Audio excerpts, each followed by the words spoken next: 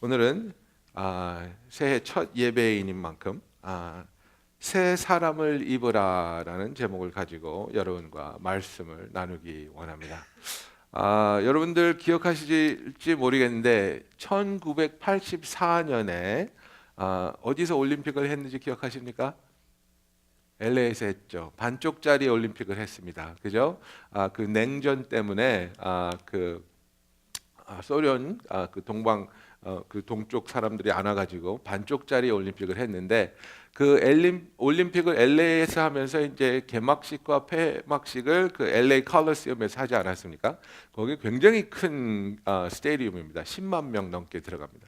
그런데 이제 그 개막식 때 좀 멋있게 개막식을 하려고 이제 성화를 점화하는 그 시간에 어떤 계획을 세웠냐면 미리미리 하지 않고 좀 마지막에 급하게 생각된 게 그 미국의 상징 그럼 뭐겠습니까?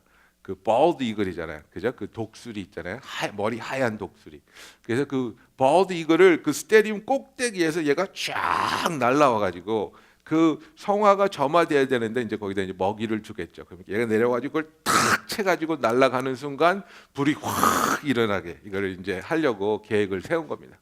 그런데 문제가 뭡니까? 이거를 훈련시켜야 되는데 이 훈련을 받을 만한 독수리를 못 찾는 거예요. 야생의 독수리는 너무 야생스러워서 말을 전혀 듣지 않고, 동물원에 있는 독수리는 날지를 않기 때문에 그 높은 곳에서 거기까지 하강하면서 날을 수 있는 그 플라이트 머슬이라 그러죠. 날릴 수 있는 근육이 발달된 독수리가 없는 거예요. 동물원 안에서만 살았으니까. 그 뭐 팔짝팔짝 뛰기만 했지 얘네들이 날지를 않았잖아요. 그래도 어떤 동물원에서 그래도 꽤 잘 난다는 독수리 한 마리를 찾았어요. 그래가지고 얘를 집중적으로 연습시키기 시작한 거예요. 그래서 먹이를 주면서 이제 뭐 100m 내려와라, 200m 내려와라 계속 얘를 훈련을 시키는데 얘가 잘 안 하는 거예요. 자꾸 피하고 딴청 부리고 계속 이제 조련사들이 얘를 훈련시켰는데 말을 안 듣는 거예요. 날짜는 가까워오는데. 그러다가 어느 날 아침에 가봤더니 얘가 죽었어요. 예. 그래서 이제 죽었으니까 부검을 해봐야 되잖아요. 왜 죽었을까? 부검을 해봤더니 스트레스에 인한 심장마비. 여러분, 독수리가 이 윙스팬이 얼마나 되는지 아십니까? 날개 끝에서 날개 끝까지 6feet입니다. 6feet.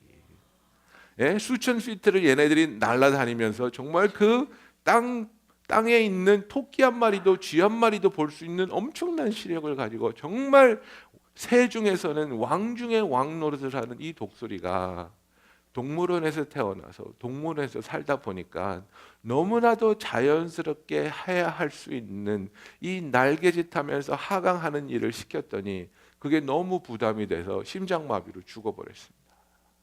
얼마나 안타깝습니까? 저와 여러분도 하나님의 자녀로 하나님의 형상을 받은 모습으로 태어나서 하나님의 자녀로 빛을 발하면서 살아야 되는데 우리가 세상에 속한 모습을 벗어버리지 못하고 세상에 속해서 죄사슬에 묶인 모습으로 살다 보면 우리가 알게 모르게 하나님의 자녀로서 삶을 사는 것에 대해서 막심한 부담감을 느끼고 우리가 마땅히 발해야 할 빛을 발하지 못하고 마땅히 내야 할 소금의 맛을 내지 못하는 그런 답답한 삶에 묶여 있을 수 있다는 것입니다. 정말 그 불쌍한 독수리, 정말 하늘을 나르면서 그 세상을 호령할 수 있는 모습으로 지으심을 받았음에도 불구하고 동물원에서 살다가 그렇게 죽어가는 삶이 있는가 하면 인간도 하나님의 형상을 보여받은 모습으로 하나님의 모습을 우리가 드러내면서 하나님의 은혜와 복음의 빛을 발하면서 살아야 되는데 정말 우리는 어떤 모습으로 살고 있는지 우리가 생각해 보기 원합니다. 우리는 하나님의 형상대로 지으심을 받았다고 말하고 있습니다. 그래서 에베소서 1장부터 4장 전반부까지 보면은 사도 바울이 그 얘기를 계속 하는 겁니다.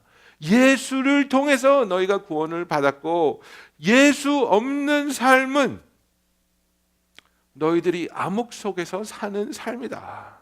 그죠? 너희들이 삶을 마치 하나님이 계시지 않는 것처럼 삶의 선택과 계획을 하는 것은 전혀 모순적인 삶이라는 것을 에베소서를 통해서 말하고 있습니다. 그것은 어둠이고, 그것은 낭비이고, 그것은 거짓이라는 것을 말하고 있습니다. 그래서 하나님의 은혜로 말미암아 우리가 어둠에서 빛으로 옮겨졌다는 것을 말하고 있습니다. 그래서 우리가 어둠에서 빛으로 옮겨졌기 때문에 이제는 하나님께서 우리를 창조하신 이유와 목적대로, 그 형상대로 삶을 살 수 있는 자유와 능력을 우리에게 주셨는데 너희가 그 삶을 살지 않겠냐고 사도 바울은 말하고 있는 겁니다. 그런 우리에게 원수 마귀는 계속해서 다가와서 우리를 속이고 우리를 윽박지르고 우리를 두렵게 하면서 너는 아직도 나에 속한 자야, 너는 아직도 나의 종노릇 하는 거야, 너는 아직도 나를 이길 힘이 없어, 그죠? 그렇게 우리를 거짓으로 윽박지름으로 묶어놓고 올가매놓고 하나님의 뜻대로 살지 못하게 하는 것입니다. 그래서 사도 바울은 너희가 예수 그리스도 안에서 이미 받은 것, 이미 가진 것을 놓치지 말라고 말씀하고 있습니다. 그래서 너희가 이미 이런 것을 다 받았기 때문에, 이러한 구원과 이러한 자유와 이러한 하늘의 축복을, 모든 축복을 받은 자들이기 때문에 너희가 이제는 이렇게 살아야 돼, 옛날같이 살지 말고 이렇게 살아야 돼. 그러면서 4장 후반부에 보면은 굉장히 프랙티컬한 애드바이스를 주고 있습니다. 뭐라고 말하고 있습니까? 거짓을 버리고 각각 이웃과 더불어 참된 것을 말하라. 분을 내어도 죄를 짓지 말며 해가 지도록 품을 품지 말고 마귀에게 틈을 주지 마라. 도둑질하는 자는 다시 도둑질하지 말고 돌이켜 가난한 자에게 구제할 수 있도록 자기 손으로 수고하여 선한 일을 하라. 더러운 말은 너 입 밖에 내지 말고 오직 덕을 세우는데 소용되는 대로 선한 말을 하라. 성령을 근심하게 하지 말라. 그죠? 이렇게 굉장히 프랙티컬한, 성도로서 어떻게 삶을 살아야 되는지 얘기하고 있는데, 그 이유는 무엇이냐면 너희가 이제는 하나님 안에서 지음받은 그 형상대로, 그 모습대로 하나님이 주시는 그 능력과 그 자유와 그 사랑 안에서 빛의 삶을 살 때가 되었다는 것을 말하고 있습니다. 여러분, 이 에베소서 4장을 보면 크리스찬이 정말 포부를 가지고 열정을 가지고 살아야 되는 그 목표를 말해주고 있고, 이대로 살지 못하면 적어도 이 밑으로 내려가면 안 된다는 그 상한선을 그어주고 있습니다. 네가 정말 하나님의 사람이라면 이렇게 살아야 되고, 정말 네가 미숙하고 어리고 약해서 그런 것을 살지 못하겠다면 여기까지는 내려가지 말라, 이렇게 말하고 있습니다. 그죠? 그래서 4장 1절에 보면은 그러므로 주 안에서 갇힌 내가 너희를 권하노니 너희가 부르심을 받은 일에 합당하게 살라, 이렇게 말하고 있습니다. As a prisoner for the Lord, I urge you to live a life worthy of the calling you have received. 이게 우리의 목적입니다. 높은 목적입니다. 내가 부르심을 받은 일에 합당한 삶을 살아야 되겠다. 복음을 전하고 하나님의 영광을 드러내고 하나님의 축복과 통로가 되는 사람, 내가 그런 삶을 살기 원합니다. 이것이 우리의 목표가 되고 기도가 되고 소원이 되어야 된다고 말하고 있습니다. 그런데 네가 연약하냐? 네가 지금 힘들어 하고 있느냐? 그러면 적어도 여기 밑으로는 내려가지 말라. 그 마지노선이 무엇입니까? 30절에 나옵니다. 하나님의 성령을 근심하게 하지는 말라. 그죠? 부르심을 받은 소명대로 살지 못할지라도 하나님의 성령을 근심하게 하지는 말아야지, 이 얘기입니다. 여러분, 2018년을 어떤 각오와 어떤 계획을 가지고 살려고 하고 있습니까? 정말 하나님이 주신 그 부르심에 부응할 수 있는, 내가 정말 하나님이 나를 창조하신 그 이유를 위해서 살겠습니다. 여러분, 우리 한 사람 한 사람에게 하나님이 우리를 창조하셨을 때에 그 한 사람만이 하나님으로부터 쓰임 받고 사용받을 수 있는 아주 유니크한 유일한 부르심을 주셨다는 것을 믿으십니까? 하나님이 나에게 그 유니크한, 정말 나만 이룰 수 있는, 나만을 통해서 보고 싶은 그 놀라운 사명을 주셨는데 그것에 부응하며 그것을 위해서 나 자신을 하나님께 드리기 원하는 그런 삶을 살 수 있는 2018년이 되기를 예수님의 이름으로 축원합니다. 정말 그것이 힘들다면, 그것이 어렵다면 적어도 성령을 근심하게는 하지 말라 이겁니다. 예. 어떻게 하면 우리가 성령을 근심하게 할 수 있습니까? 우리의 선택이, 나의 삶을 계획하는 것이 마치 하나님이 계시지 않는 것처럼 그런 선택을 할 때, 그런 계획을 할 때에 성령은 근심하게 되는 겁니다. 내가 무엇을 위해서 살까? 내가 무슨 목적을 가지고, 무슨 열정을 가지고 살까? 이것을 계획할 때 많은 경우에 크리스찬들이 하나님이 계시며 하나님이 나를 향한 놀라운 뜻이 있다는 것을 생각하지 않고 내가 원하는 게 뭘까? 내가 가지고 싶은 게 뭘까? 내가 이루고 싶은 게 뭘까? 이것만을 생각합니다. 그리고 계획을 해놓고 뭐라고 합니까? 하나님 이거 와서 축복해 주세요. 하나님 이거 와서 이루어 주세요. 그죠? 그리고 그것이 축복을 받지 못하고 이루어지지 않을 때 우리는 하나님 앞에 원망하는 겁니다. 분노하는 겁니다. 내가 기도했는데 왜 안 들어주십니까? 내가 그렇게 바랬는데 왜 도와주지 않으십니까? 그죠? Do not grieve the Holy Spirit with whom you were sealed for the day of redemption. 그래서 우리가 성도의 삶을 살 때에 이것이 죄냐 죄가 아니냐를 따지는 것을 넘어서서 이제는 무엇을 봐야 됩니까? 내가 지금 이것에 복종하고 있느냐 복종하지 않고 있느냐, 누가 주인이냐를 따져야 되는 겁니다. 골프 치는 거 죄입니까? 죄 아닙니까? 죄 아니에요. 치셔도 돼요. 그런데 어떤 분은 삶을 사는 모습이 어떻습니까? 골프가 주인이에요. 골프의 종로를 타면서 살고 있어요. 그죠? 돈 버는 게 죄입니까? 죄 아닙니까? 죄 아니에요. 저는 여러분이 다 부자 됐으면 좋겠어요. 헌금 많이 하시게. 그런데 어떤 사람은 뭐예요? 돈의 종로를 타고 있잖아요. 그죠? 성공하는 게 죄입니까? 죄 아닙니다. 그런데 어떤 사람은 성공에 매여서 성공의 종로를 타고 있다 이거예요.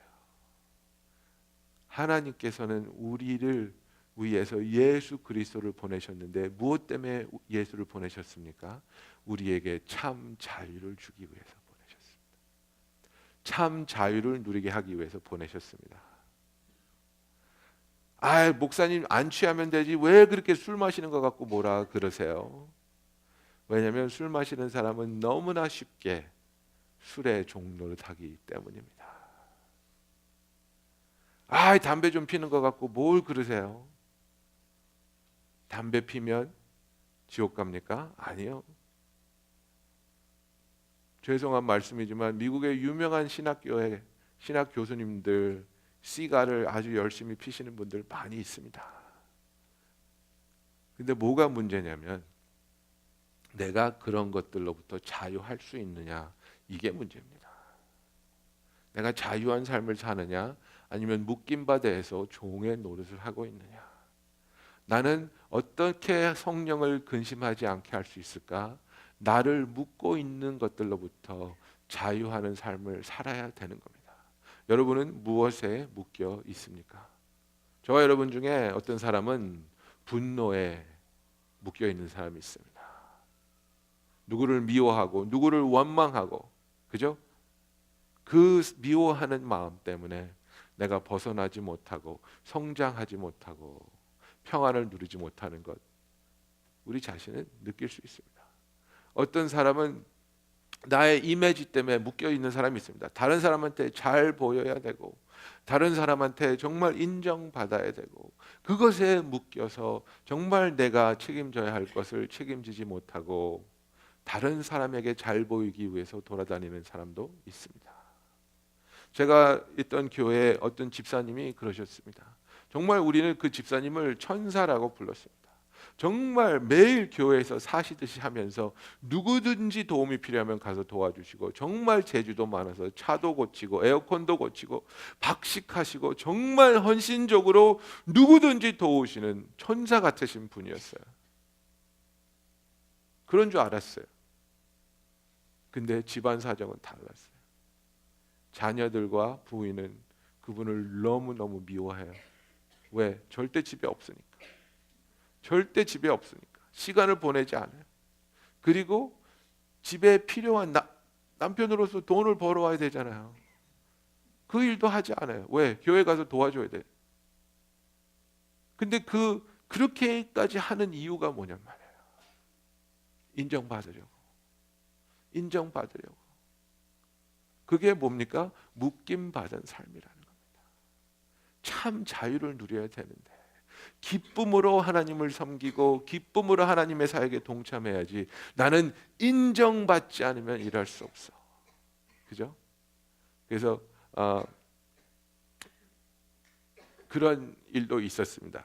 제가 그 교회에 전에 교회에 있을 때 어떤 분들은 이렇게 감사헌금 내시잖아요. 그러면 그 주보에 이 감사헌금이라는 이름이 들어가야 되는데 이름이 누락됐어요. 얼마나 화를 내시는지.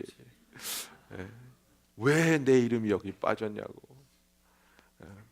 그 빠뜨리신 그 교회 사무 직원이 얼마나 사죄를 해야 했는지. 그죠? 자유하지 못하면 하나님에 관련된 일을 하면서도 하나님의 영광을 드러내지 못하는 겁니다.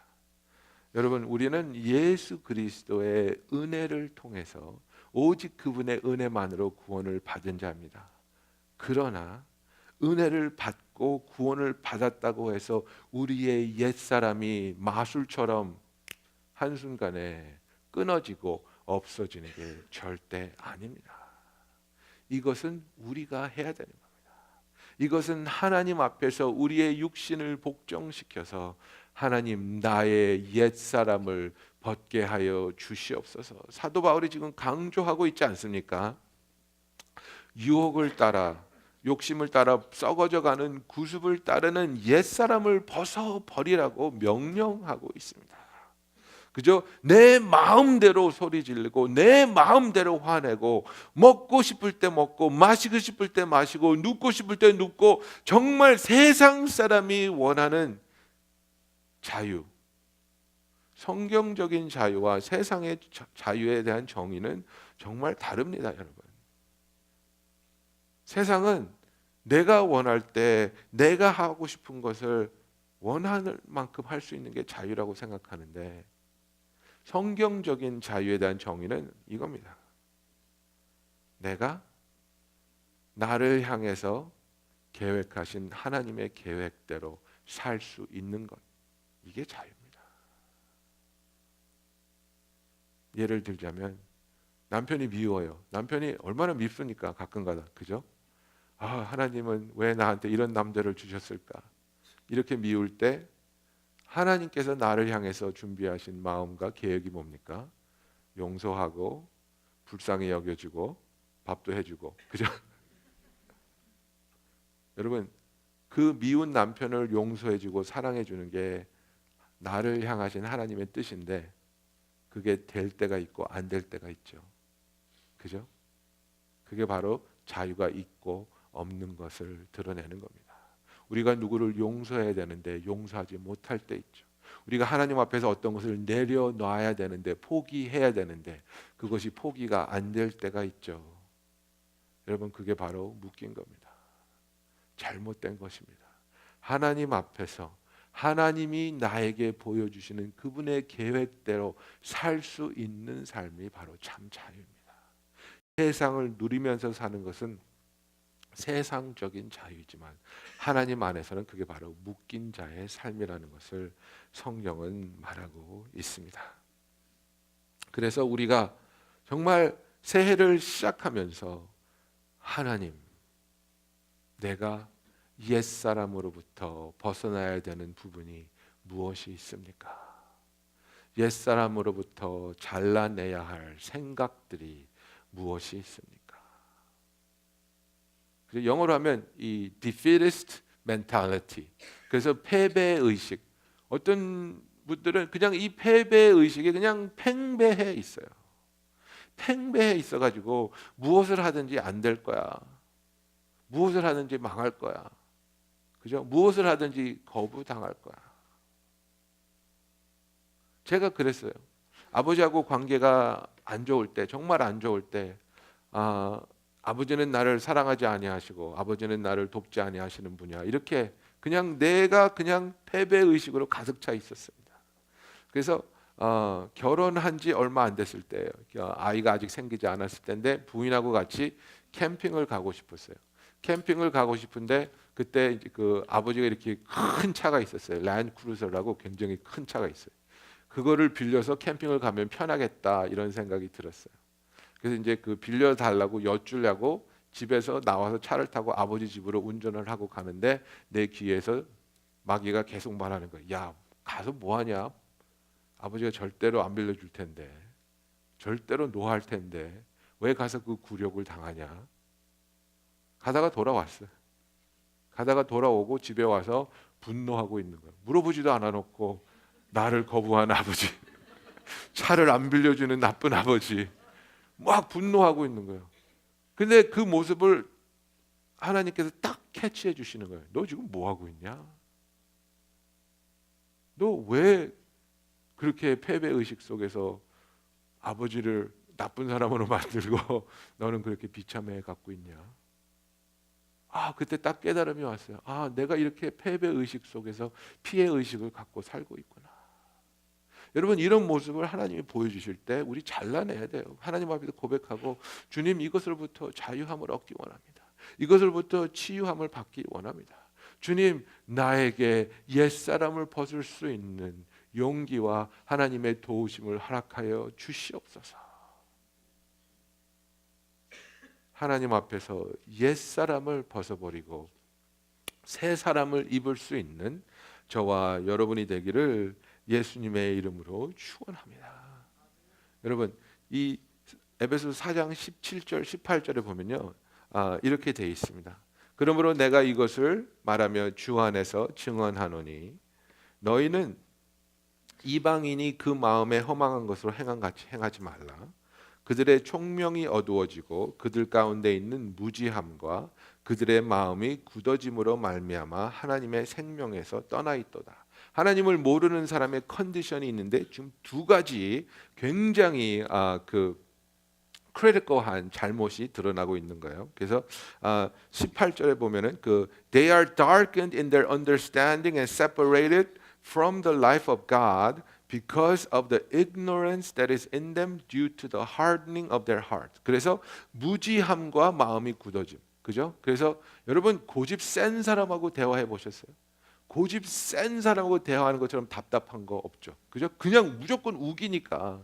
근데 이걸 이제 좀 고상한 말로 똥꼬집이라 그러는데, 이 똥꼬집보다 더 무서운 게 뭔지 아십니까? 무식한데 똥꼬집. 네. 진짜 이건 위험한 겁니다. 무식한데 똥꼬집입니다.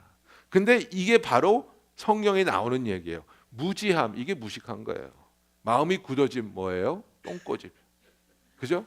무식한데 똥꼬집을 지금 하나님 앞에서 부리는 삶을 살고 있지 않느냐 이겁니다. 뭐냐면 내가 하나님의 말씀을 들을 때, 또 하나님 안에서 은혜의 권유를 받을 때에 그것에 따라서 하나님이 주시는 깨달음에 순종하느냐 순종하지 않느냐 이거예요. 여러분, 신앙생활은 어떻게 보면 굉장히 단순해질 수 있습니다. 하나님이 나에게 말씀하실 때 내가 순종하느냐 순종하지 않느냐. 제가 예를 들자면 다음 주에 우리 교회에서 신년 수련회 가잖아요. 그죠? 거기 가면 은혜 받고 기도하고 교제하고 너무나 좋습니다. 갑시다 그랬어요. 근데 no, 나 안 갈 거야 하시는 분들 있게요 없게요? 있어요. 그게 똥꼬집인지 무식한 똥꼬집인지 저는 잘 모르겠어요. 그런데 여러분, 그런 은혜에 대한 권유에 대해서 그냥 싫어요. 안 할래요. 우리 교회가 신년에 금식하면서 한 끼 금식하면서 기도합시다. 아이, 나는 안 해. 왜요? 아, 몰라, 그냥 하기 싫어.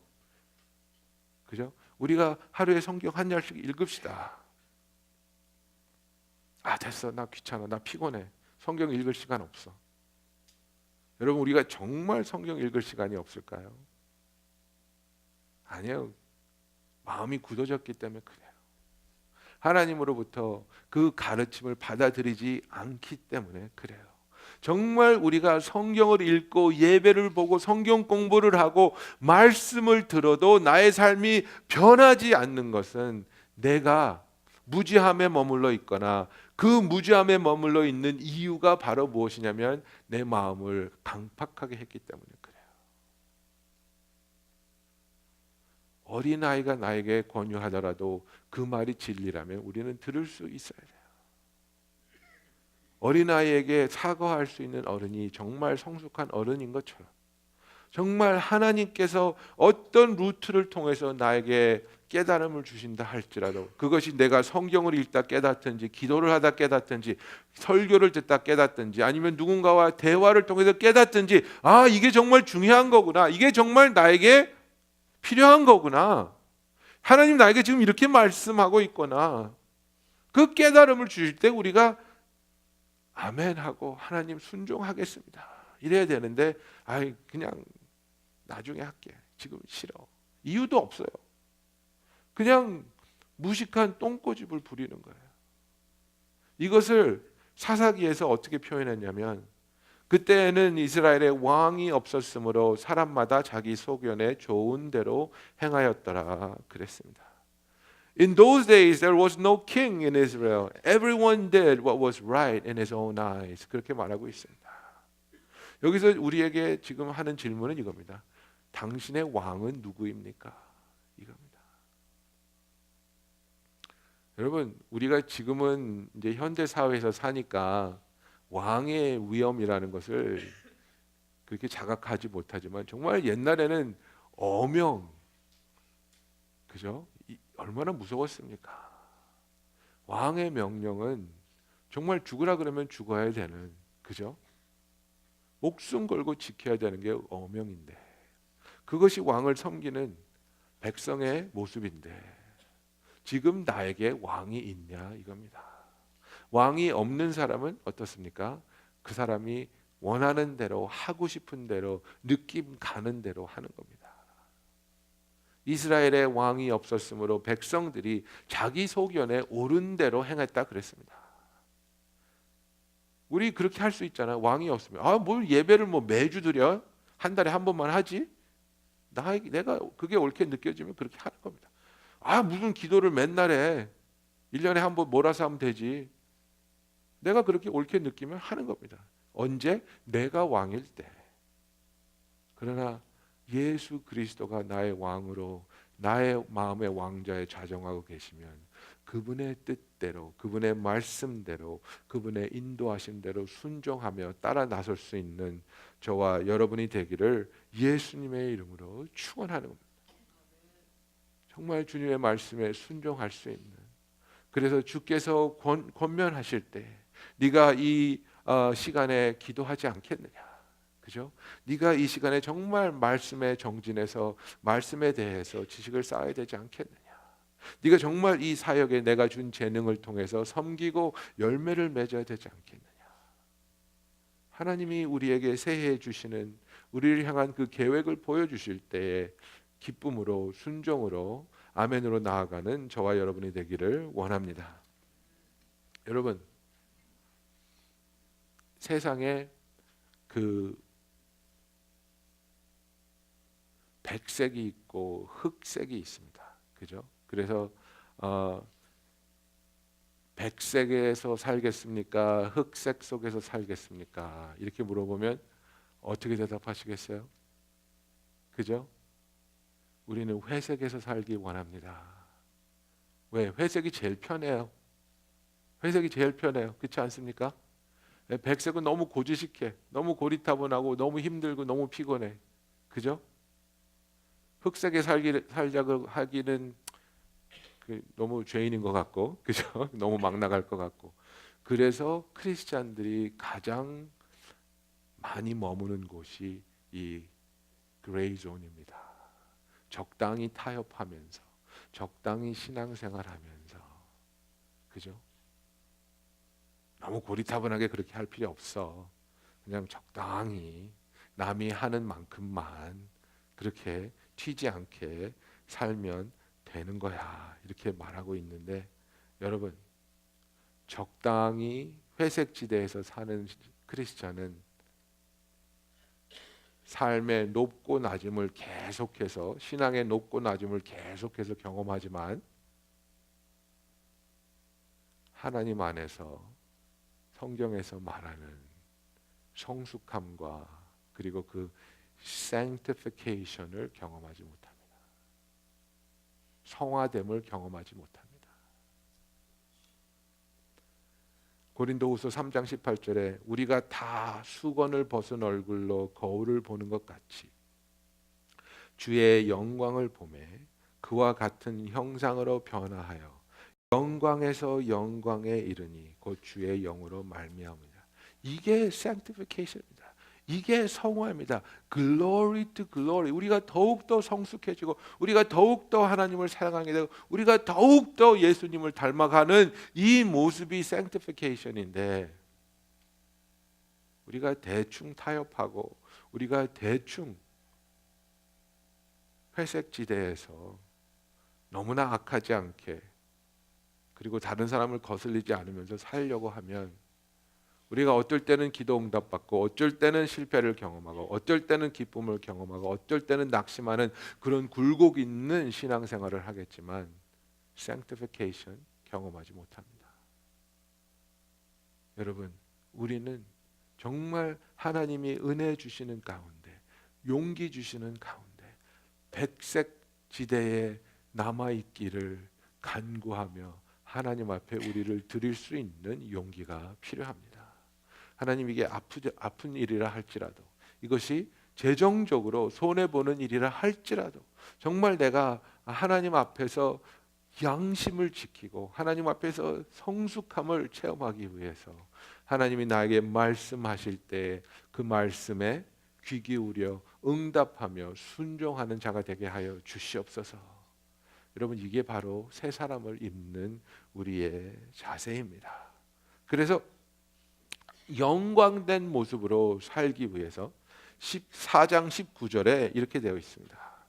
그들은 감각 없는 자가 되어 자신을 방탕에 방임하여 모든 더러운 것을 욕심으로 행하되, 이렇게 되어 있습니다. Having lost all sensitivity, 이게 sensitivity를 이제 감각 없는 거라고 말했어요. They have given themselves over to sensuality so as to indulge in every kind of impurity and they are full of greed.